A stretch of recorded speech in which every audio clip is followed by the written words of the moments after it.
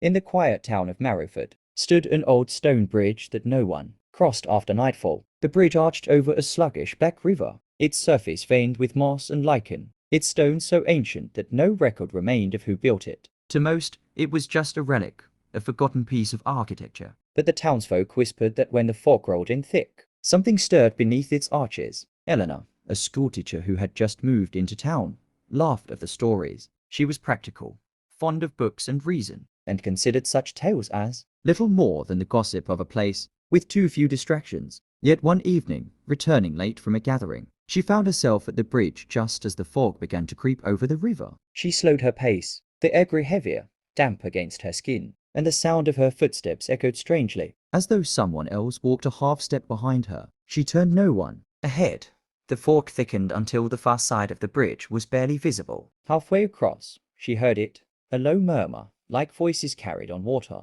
At first, it was soft, indistinguishable, but as she paused, the words sharpened, overlapping whispers that rose and fell with the current. They weren't in any language she knew, yet she understood the meaning. Come closer. Her pulse quickened. Against her better judgment, she leaned over the edge of the bridge. The black water below was still, yet in its depths glimmered faint reflections, faces, dozens of them, pale and wavering, staring back. Their mouths moved in unison, whispering. One face, clearer than the rest, looked almost like her own. She staggered back, but the stone beneath her feet seemed to pulse, alive, urging her forward. The fog thickened until she could no longer see the town behind her, nor the far bank ahead. Only the bridge remained, stretching endlessly, with whispers coaxing her to the edge. When dawn broke, the fog lifted. The bridge stood quiet and empty, except for Eleanor's satchel resting near the middle. She was never seen again. Since then, townsfolk say that if you cross Marrowford Bridge on a foggy night, you might hear an extra set of footsteps.